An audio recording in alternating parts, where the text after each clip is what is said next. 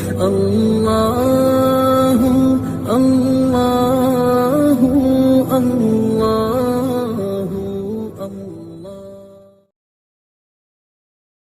الله. الحمد لله وكفى وسلام على عباده الذين اصطفى. أما بعد فأعوذ بالله من الشيطان الرجيم. بسم الله الرحمن الرحيم.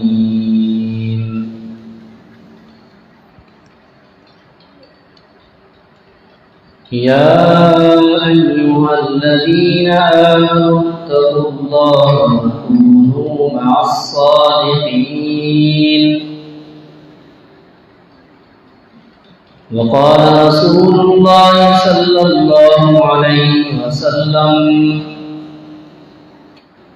لكل شيء معدن، ومعدن التقوى قلوب العارفين، أو كما قال عليه الصلاة والسلام: سبحان ربك رب العزة عما يصفون، وسلام على المرسلين،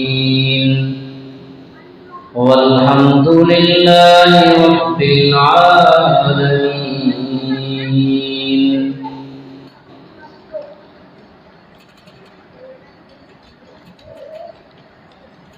نہ کتابوں سے نہ وعظوں سے نظر سے پیدا،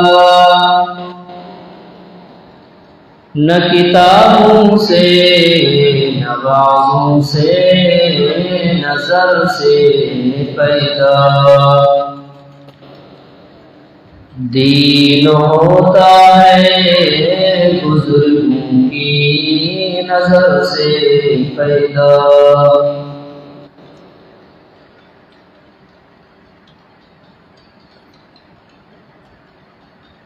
تمام ساتھی دل کی محبت کے ساتھ محبوب صلی اللہ علیہ وسلم کی ذات اقدس پر درود شریف پڑھیں۔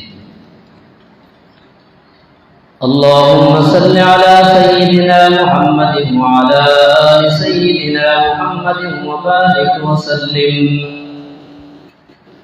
اللهم صل على سيدنا محمد وعلى آل سيدنا محمد وبارك وسلم۔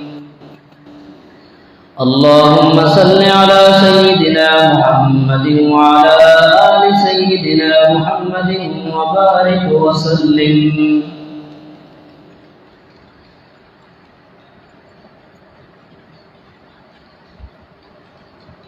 معزز سامعین، یہ عاجز آپ کے سامنے چند گزارشات پیش کرے گا۔ اگر آپ ہم تن متوجہ ہو کر عمل کی نیت سے دل کی کانوں سے اگر سنیں گے تو انشاءاللہ اس مختصر مجلس میں آپ کو بہت کچھ مل جائے گا۔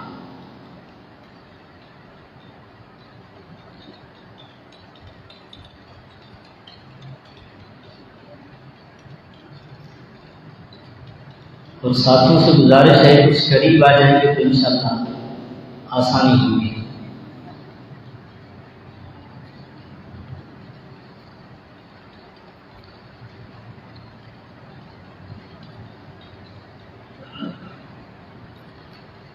آپ کے سامنے جو آیت تلاوت کی گئی، اللہ رب العزت نے اس آیت کریمہ کے اندر فرمایا: یا ایھا الذین آمنوا اتقوا اللہ، اے ایمان والو تقوی اختیار کرو، وکونوا مع الصادقین، اور سچے لوگوں کے ساتھ رہو۔ اب سچے کون لوگ ہیں؟ مفسرین کرام فرماتے ہیں سب سے پہلے انبیاء علیہ السلام، اول نمبر کے سچے، دوسرے نمبر پہ صحابہ کرام، اور تیسرے نمبر پہ ان کی تربیت یافتہ امت کے علماء اور صلحاء۔ اب اللہ تعالیٰ ہمیں حکم فرما رہے ہیں آپ سچوں کے ساتھ رہو۔ حضرت علامہ آلوسی رحمۃ اللہ علیہ تفسیر روح المعانی میں فرماتے ہیں کتنا اللہ والوں کے ساتھ رہیں، سچوں کے ساتھ رہیں۔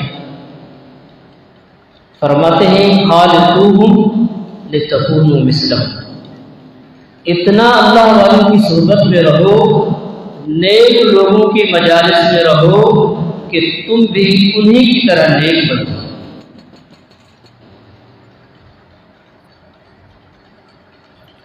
حضرت عبد القادر جیلانی رحمۃ اللہ علیہ فرماتے ہیں کہ شروع سے اللہ تعالیٰ نے تربیت کا یہ سلسلہ جاری فرمایا کہ ایک بندہ فیض لیتا ہے اور ایک بندہ فیض دیتا ہے۔ سب سے پہلے انبیاء نے فیض تقسیم کیا، اس کے بعد صحابہ کرام نے، اس کے بعد ان کے ہی تربیت یافتہ لوگوں نے یہ فیض تقسیم کیا۔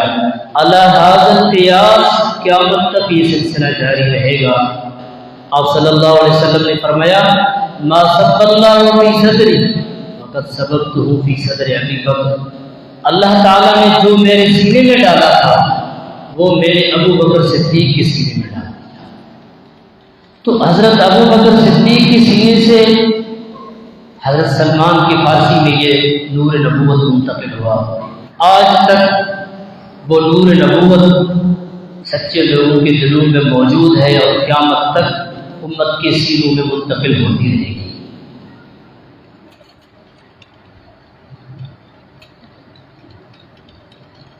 حضرت اویس کرنی رحمۃ اللہ علیہ بہت بڑے تابعین قسم کے بندے ہیں،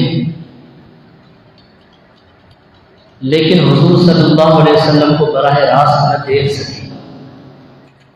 مشائخ فرماتے ہیں ممکن ہی نہیں ہے کہ نیک صحبت کے بغیر بندہ کسی بڑے درجے تک پہنچ جائے، کیونکہ حضرت اویس کرنی اتنے بڑے بندے ہیں کہ آپ صلی اللہ علیہ وسلم نے صحابہ کرام کو فرمایا جب تمہیں حضرت اویس کرنی سے ملاقات ہو تو اس کو کہنا کہ میری امت کے لیے دعا کریں۔ اتنے بڑے درجے کے، لیکن حضور صلی اللہ علیہ وسلم کی صحبت نہ مل سکی۔ آپ صلی اللہ علیہ وسلم کے دور میں موجود تھے لیکن صحابیت سے دور ہو گئے، تابعین کی صف میں آ گئے۔ اس کی وجہ یہ تھی کہ براہ راست اللہ کے رسول کی صحبت میں، اس لیے حضرت عبد الغنی پھول پوری رحمۃ اللہ علیہ نیک صحبت ہر وقت بیان فرماتے تھے۔ ایک شخص آ کر کہنے لگا حضرت آپ ہر وقت نیک صحبت کی بات کرتے رہتے ہیں۔ حضرت نے فرمایا ٹھیک ہے پھر آپ صحابی بن کے دکھاؤ۔ میں حضرت میں صحابی تو نہیں بن سکتا۔ حضرت نے فرمایا تم نماز بھی پڑھتے ہو، روزہ بھی رکھتے ہو، حج بھی کرتے ہو، زکوٰۃ بھی دیتے ہو، لیکن صحابی کیوں نہیں بن سکتے؟ تو اس کا مطلب ہے کہ آپ کو وہ صحبت نبی صلی اللہ علیہ وسلم کی اب نہیں مل سکتی۔ تو ممکن ہی نہیں ہے کہ صحبت کے بغیر بندہ کوئی بڑا درجہ حاصل کر سکے اپنی ذاتی عبادت کی وجہ سے۔ حتیٰ کہ فرمایا گیا کہ حضرت امام اعظم ابو حنیفہ رحمۃ اللہ علیہ آج پوری دنیا اس کی تقلید کر رہی ہے، حنفی مسلک کی۔ اتنے بڑے درجے کے فقیہ تھے لیکن حضرت امام جعفر صادق رحمۃ اللہ علیہ کی صحبت اختیار کی، ان کی صحبت میں رہ کر فیض پایا اور فرماتے تھے لولا السنتان لہلک النعمان، اس کا حقیقی نام نعمان تھا۔ فرمایا اگر نعمان کے یہ 2 سال نہ ہوتے جو اللہ والوں کی صحبت میں گزار دی تو نعمان ہلاک ہو جاتا۔ اتنے بڑے عالم ہونے کے باوجود فرماتے ہیں اگر یہ 2 سال نہ ہوتے تو لعبان ہلاک ہو جاتا۔ تو صحبت کی اتنی بڑی اثر ہے۔ تو کسی نے کیا خوب کہا، فرمایا آنکھوں میں بس گئی قیامت کی شوخیاں، 2-4 دن رہے تھے کسی مرد مومن کی نگاہ میں۔ کسی اللہ والے کی نگاہ میں جب رہے 2-4 دن تو حقیقی آخرت کا فکر لگ گیا، دنیا کی فکر سے جان چھوٹ گئی، دنیا کے خفا سے، دنیا کے معاملات سے جان چھوٹ گئی۔ یہ اللہ والے کی صحبت